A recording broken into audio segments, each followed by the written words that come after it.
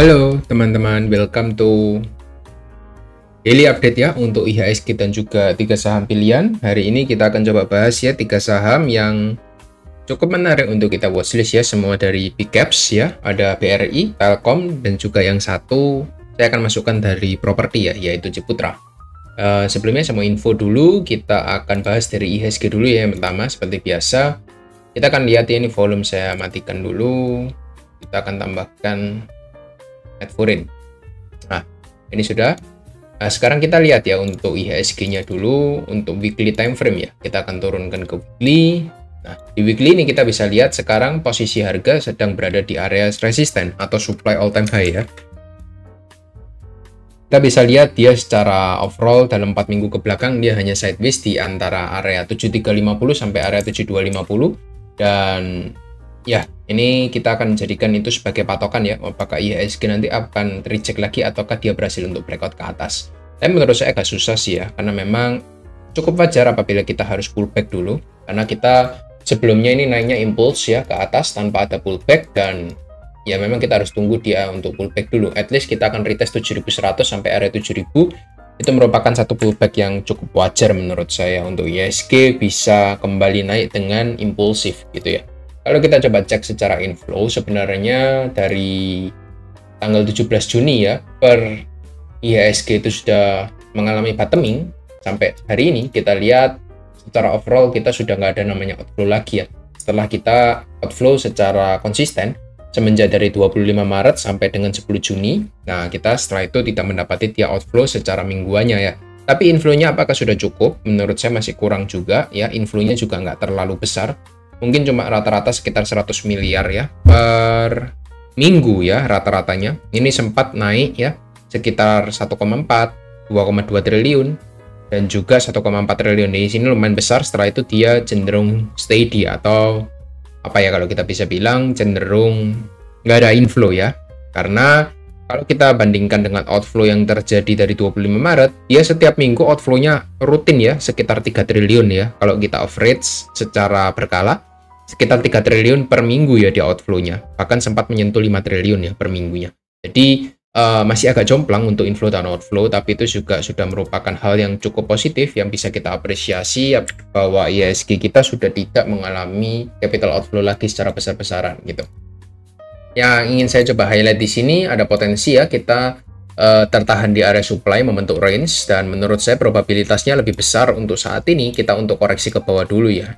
At least kita retest lagi di sekitar 7100 ya, sampai di area 7000 itu bisa menjadi area target yang cukup optimis yang bisa kita targetkan di sana. Jadi saya coba targetkan menggunakan Fibonacci 7000, itu merupakan area 50%-nya, jadi bisa divisit dalam jangka waktu dekat seperti itu. Probabilitas untuk up-nya gimana? Apakah lebih besar? Ya bisa juga apabila nanti kita mendapatkan buy yang impulsif ya di korenya seperti itu. Jadi nanti kita coba pantau aja, tidak menutup kemungkinan apabila ada inflow yang cukup masif di IHSG akan membuat IHSG bisa breakout ke atas menuju all time high-nya lagi seperti itu. Jadi itu aja ya untuk IHSG pergerakannya update di hari ini seperti itu. Lalu kita akan coba bahas dari BBRI. Untuk BBRI kita lihat di sini masih sesuai dengan roadmap view kita, bahwa BBRI masih akan koreksi dulu, mungkin menutup gap di area 4500 itu bisa menjadi target. Masih ada sekitar 3-4% ke bawah, jadi teman-teman sabar-sabar dulu ya, mungkin mau tambah lagi di BBRI, karena memang saya lihat ini ada potensi kita masih membentuk inverse head and shoulder dulu ya di area supportnya. Mungkin dia akan sideways dulu membentuk inverse head and shoulder, baru dia bisa breakout kembali ke atas. Itu yang saya lihat dalam jangka waktu dekat ya. Untuk BBRI masih wait and see, belum cukup menarik ya. Kita masih ada potensi untuk drop lagi ke bawah. 4500 itu area yang cukup rasional untuk kita bisa re-entry lagi di BBRI. Disclaimer on ya, teman-teman bisa coba analisa ulang lagi. Jadi menurut saya kita masih tetap harus tunggu untuk reversal-nya dulu untuk saat ini untuk BBRI. Jadi nggak bisa sembarangan entry juga, karena memang secara overall untuk capital inflow-nya masih nggak begitu kuat ya, cenderung masih outflow kalau saya bisa bilang ya. Dia cuma satu hari inflow-nya, tapi ketika dia outflow lumayan kenceng ya, outflow-nya sekitar 300 apa ini 300 juta, oh 300 miliar ya, bukan 300 juta. outflow-nya 300 miliar dalam waktu 1 hari seperti itu.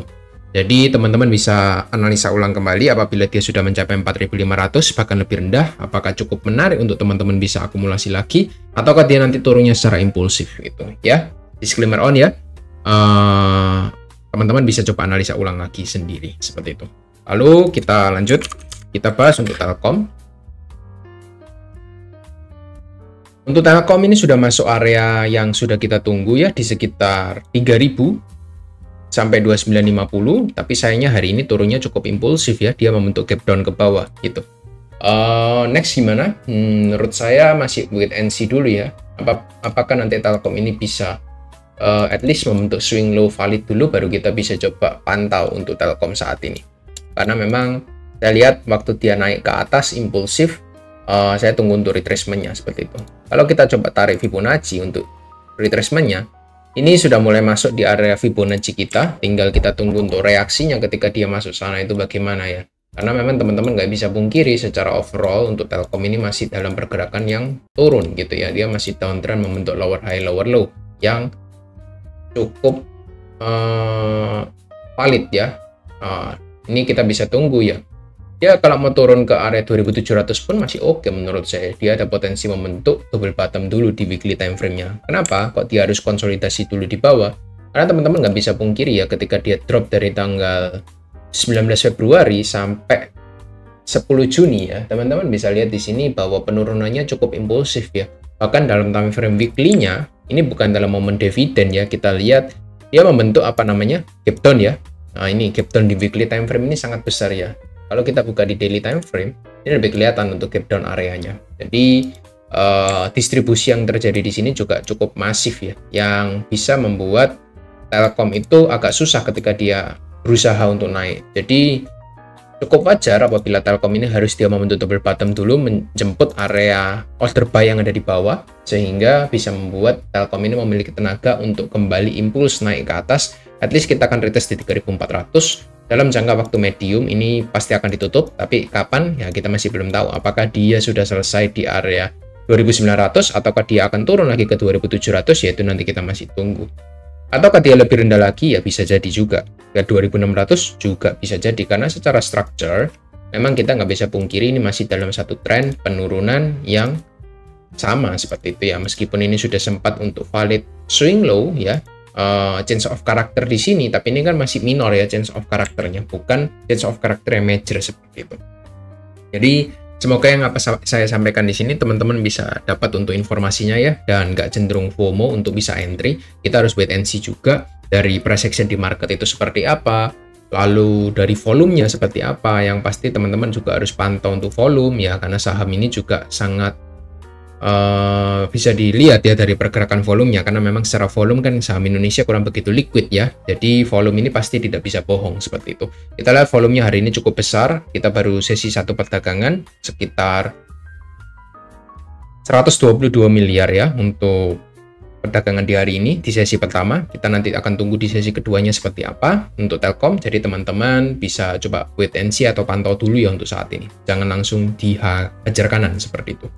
Itu yang bisa saya sampaikan untuk Telkom ya. Teman-teman bisa analisa ulang ya. Jadi apa yang saya sampaikan di sini bukan ajakan untuk membeli ataupun menjual. Teman-teman harus analisa ulang secara mandiri ya. Saya di sini hanya memberikan idenya saja untuk teman-teman analisa ulang seperti itu.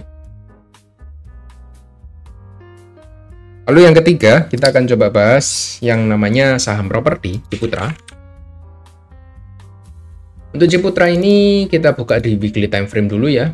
Di weekly time frame dia juga ada penguatan 5 wave ke atas ya, dengan target akhir ada di 1500 target saya. At least area box yang ada di atas ini, supply ini harusnya bisa dijebol ya untuk wave kelimanya. Jadi ya buat teman-teman yang memang punya high conviction yang sudah entry di bawah untuk Ciputra, terutama di area 1100, ya bisa di hold dulu lah. Menurut saya ada potensi kita masih akan melanjutkan wave rally-nya ke atas ya, membentuk high yang baru seperti itu. Karena memang secara trennya juga masih sangat bullish dan sangat positif. Tinggal nanti untuk follow up-nya teman-teman bisa follow up sendiri. Saya cuma berikan idenya untuk Ciputra sebenarnya membentuk channel naik ke atas ya. Ini ketika dia sempat offside sedikit, lalu dia masuk ke channel di sini juga cukup rapi untuk channelnya, dan harusnya ada potensi naik ke wave terakhir di 1500 untuk target jangka 1-2 bulan itu mungkin bisa tercapai untuk Ciputra seperti itu. Ini saya lihat membentuk channel naik ke atas ya, jadi teman-teman bisa pantau untuk di weekly time frame-nya seperti itu. Buat teman-teman yang punya di bawah ya jangan coba dijual ya.